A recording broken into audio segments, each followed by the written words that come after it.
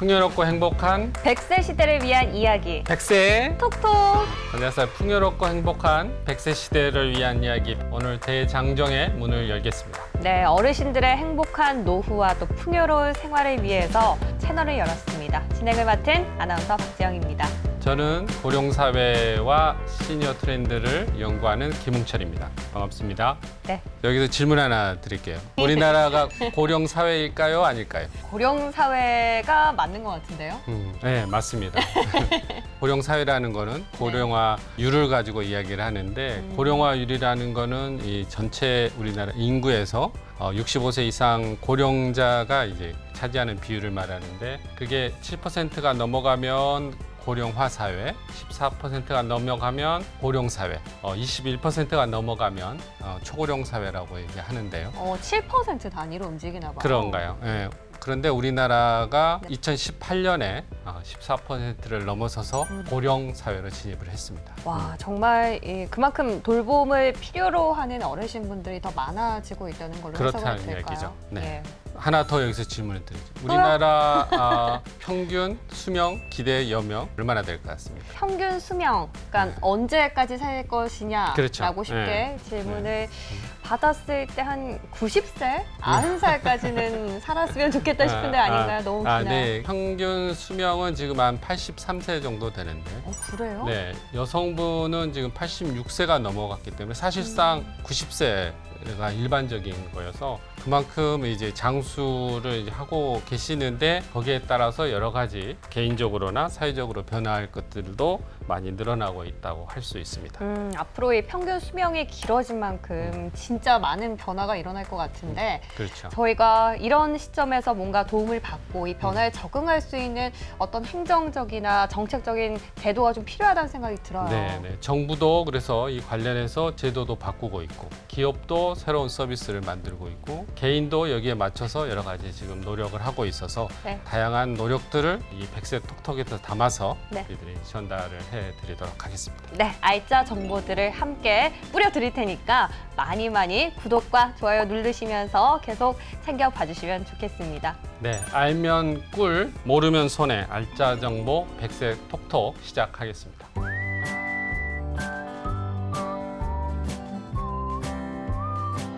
자, 오늘 첫 시간은 숭실사이버대학교 요양복지학과의 조문기 교수님 모시고 여러 가지 이야기를 듣겠습니다. 어서 오세요. 예, 반갑습니다. 숭실사이버대학교 요양복지학과 노인인권하고 주로 노인에 대한 돌봄 정책을 연구하고 있습니다. 조문기라고 합니다. 반갑습니다. 자, 이제 교수님과 함께 돈이 되고 또 약이 되는 정보를 저희가 드릴 텐데요. 아무래도 시간이 지날수록 막 쑤신다 그 표현을 하죠. 몸이 쑤시고 아프고 편찮으신 분들도 많이 계실 것 같은데 자, 이런 분들을 위한 제도가 따로 있다고 하더라고요. 그렇죠. 예. 노인장기 요양보험이라는 제도가 있습니다. 노인 장기 요양보험이요. 요양보험제도. 예. 일단 이 보험제도가 뭐 단어로 얘기하면 열잖아, 길잖아요. 그렇죠. 또 거기에 노인이란 단어가 들어가 있기 때문에 약간의 특수성이 있습니다. 이 제도는 노인만을 위한 제도입니다.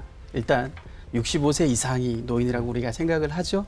65세가 노인이에요? 예, 법적인 용어로서는 65세라고 합니다만 고령자. 예, 네. 뭐 일단 고령자라도 표현도 하는데요. 네, 전체적인 네.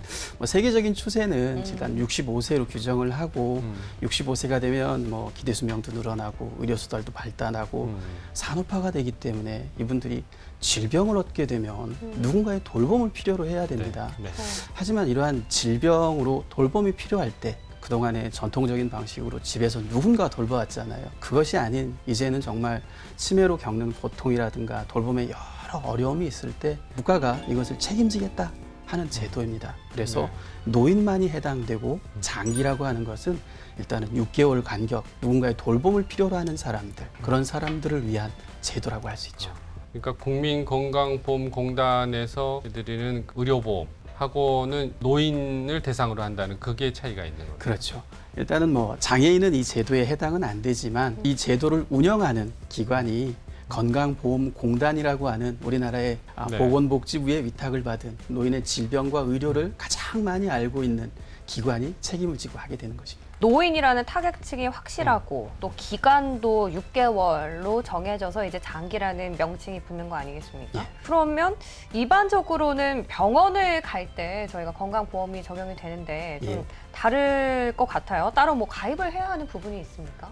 이 보험은 국민적인 통합에 의해서 만들어진 보험이기 때문에 사회 통합과도 관련이 돼 있습니다. 강제보험이라는 얘기입니다. 우리가 얘기하는 이 건강보험에 들게 되면 예. 어르신들과 일반적인 사람들은 모든 다 가입이 되어 있고 이 재원 마련도 실제적으로 모든 국민이 힘을 합쳐서 재원을 마련해서 그 서비스를 돌보는데 사용하게 되는 거죠. 그 재원은 그러면 어떻게 마련이 되는 이 재원은 우리가 내고 있는 건강보험료, 네. 여러분들 다 건강보험료 내실 네. 겁니다. 건강보험료의 11.52%가 노인 장기요양 보험으로 쓰여지고 있습니다. 그러니까 우리가 일반적인 부모를 돌보기도 하지만 네. 다른 부모를 돌보는데 국민들의 재산을 모아서 거기에 활용한다는 얘기가 되는 거죠. 이것은 해마다 산정되는 기준이 건강보험료가 다르기 때문에 해마다 약간씩 변화가 있는데요. 실제적으로 선원국이나 다른 나라들은 40살이 돼야 다른 노인을 돌볼 수 있도록 이렇게 돈을 부담한다는가 하는데 우리나라는 제도의 안정화를 택하기 위해서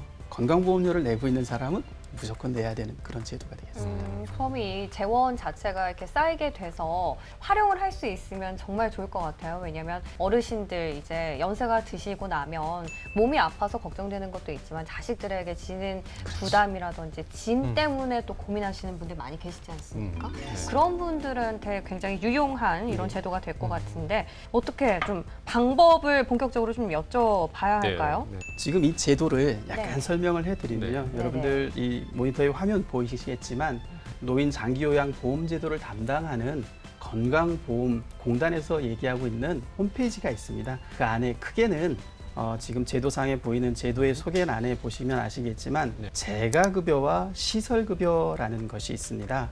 쉽게 얘기하자면 재가급여는 어르신을 집에서 모시고 지역에 있는 사람들이 어르신을 돌보기 위한 흔히 여러분들 아시는 요양보호사 선생님이 직접 네. 집으로 찾아가는 서비스, 거기에 플러스 간호사 선생님도 찾아갈 수 있습니다. 오. 방문 간호와 같은 서비스, 네. 그 다음에 목욕을 자주 못하시고 청결에 조금 불편함을 느끼시다 그러면 방문 목욕과 같은 서비스, 뭐 이러한 서비스들이 대표들이고요. 나중에 구체적으로 설명을 하겠지만 시설 서비스는 그것이 아닌 집에서 돌보기가 좀 어렵다라고 하면 시설에 모셔서 여러 가지 식생활과 안전된 네. 그다음에 병 치료와 관련된 뭐 이러한 것들을 돌봐주는 서비스가 흔히 얘기하는 요양원에서 받는 서비스를 시설 서비스라고 얘기합니다. 한 가지 더 우리나라는 특별한 현금 급여 서비스라는 것이 있습니다. 제도를 만들면서 요양원이라든가 복지에 대한 서비스에 대한 인프라를 국가가 이 빠른 시기에 만들어야 되는데 그것을 못 만들다 보니까 이런 특별 현금 서비스라고 하는 어르신을 돌보는 사람들을 위해서 현금을 지원하는 제도죠. 본인들도 보험료를 내고 있는데 보험료를 내면서 또 못 본인들이 받으니까. 못 네. 받으니까 대신에 섬이라든가 자연재해로 돌봄이 어렵다 이럴 음. 경우는 네. 뭐 독일과 같은 나라들의 형태를 띄워서 음. 이 특별 현금 제도라는 것이 존재합니다. 다 받을 수 있는 건 아니죠. 물론 그렇죠. 노인들이 강제적으로 어르신께서 65세 이상이 되시면은 물론 대상자는 됩니다. 네. 그렇지만 이 제도를 받기 위해서는 모든 국민의 재산이 쓰여졌기 때문에 등급 판정을 받아야 되는 것이 있습니다. 등급 판정이라고 하는 것은 어르신들의 생활이 얼마나 불편한지 등급 판정이라고 하면 간이 흔히 좀 오해를 하시는데요. 뭐 질병의 중도라든가 병의 상태에 따라서 등급을 높게 받을 수 있다 이런 체계는 아닙니다. 그래요? 예, 그런 질병으로 인해서 일상생활의 정도에 얼마나 많이 불편함을 느끼느냐 그리고 일상생활을 유지하는데 누군가의 도움이 얼마나 필요하느냐 이런 정도를 가지고 1등급부터 5등급까지 나눠서 그 어르신에게 서비스를 지원하는 제도입니다. 근데 사실 좀 의아한 게 중증이면 당연히 일상생활이 어렵지 않을까 이렇게 좀 그렇죠. 비결이 되는 것 같긴 한데 어쨌건 일상생활에서 어느 정도 도움이 필요한 정도의 기준이 맞춰져 있다. 어떻게 몇 단계로 나뉘는지까지 좀 구체적으로 알려주시겠어요? 예, 등급은 실제적으로는 1등급부터 5등급 처음에는 우리나라도 이 재원이 얼마 없었기 때문에 1등급부터 3등급까지밖에 없었고요. 현재는 1등급부터 5등급까지 나눠 놓고 또 우리나라에 치매 노인이 너무 많잖아요. 예, 우리나라가 2050년 정도면 초고령 국가도 되지만 다른 선원국의 이 치매에 대한 스피드를 못 따라갑니다. 그래서 치매 인구도 많을 뿐더러 노인에 대한 고령화가 상당히 많아지는데요.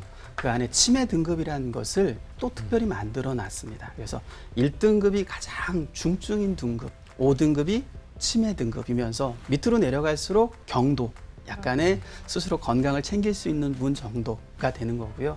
특별히 인지지원 등급이라고 해서 이것은 예방과 관련이 있습니다. 어르신들이 치매나 인지 기능이 떨어져서 옆에서 막 자극을 안 하면 스스로 움직이지 않으니까 이제 몸이 좀 더 악화되잖아요. 그런 것을 막기 위한 예방과 관련된 인지 지원 등급으로 경증인 치매 어르신들 모셔다가 레크레이션도 하고 여가 활동도 하고 인지 자극도 하고 뭐 그런 것을 함으로써 어르신들이 시설로 몰리는 것을 억제하기 위한 그런 등급 마련 정책이라고 생각을 하시면 됩니다. 사실 이건 좀 여담이긴 한데 네. 제가 치매 어르신들 위해서 그 시설에서 약간 돌봄 서비스를 같이 봉사활동을 했던 적이 있어요. 예. 빵을 같이 만들었었는데 그 빵을 만드시면서 옛날의 기억을 이렇게 소환시켜가지고 굉장히 엉엉 우시는 그런 모습으로 좀 마음이 아팠는데 어쨌든 그런 분들의 기억을 계속해서 활성화시켜주는 게 가장 중요하다고 하더라고요. 사회에 이제 적응이 필요하니까 이런 등급에 해당이 되시면 지원을 받으실 수 있는 부분이 되겠네요. 예, 그러한 제도입니다. 우리가 노인을 돌보는 데 있어서 사회통합이라는 용어로 많이 씁니다. 자기의 부모를 돌보는 뿐만 아니라 기타 다른 노인들, 인구가 계속 늘어나잖아요. 노인 인구가 늘어나기 때문에 밑에서 세금을 내거나 생산 연령에 있는 사람들은 적기 때문에 부양의 한계가 그것을 극복하기 위한 제도라고 생각을 합니다. 그리고 또 요즘에 자녀도 1인 자녀, 그렇죠. 자녀도 적으니까 가족 변화도 있고 그거를 사회가 떠나서 어떻게 보면은 제도적인 예. 측면에서 사회적 간병이라고 해도 되겠네요. 간병이라는 용어는 돌봄. 약간 이 노인 돌봄에서는 잘 쓰지는 아, 않습니다. 네. 노인 돌봄이라는 용어를 쓰고 있고요. 간병은 이제 의료적인 차원에서 옆에서 누군가의 병 치료를 하기 위한 돌봄이기 때문에 네, 네. 이제 병원이라든가 내치 나중에 요양병원에 대한 얘기도 할 텐데 네, 뭐 네. 그런 기관에서 쓰고 있는 용어라고 생각을 하시면 돼요. 죄송합니다. 아닙니다. 아까 교수님이 등급이라고 이야기를 해주셨는데 그렇다면 우리 부모님의 등급은 몇 등급일까? 그 등급을 받기 위해서는 어떻게 해야 되는지 이 관련해서는 다음 편에서 알려드리겠습니다. 자, 이번 영상 도움이 되셨다면 구독과 좋아요 꾹 눌러주시고요. 앞으로 저희와 함께 하시면서 꿀팁 얻어가시면 되겠습니다. 100세 톡톡! 다음 이 시간에 다시 돌아오겠습니다.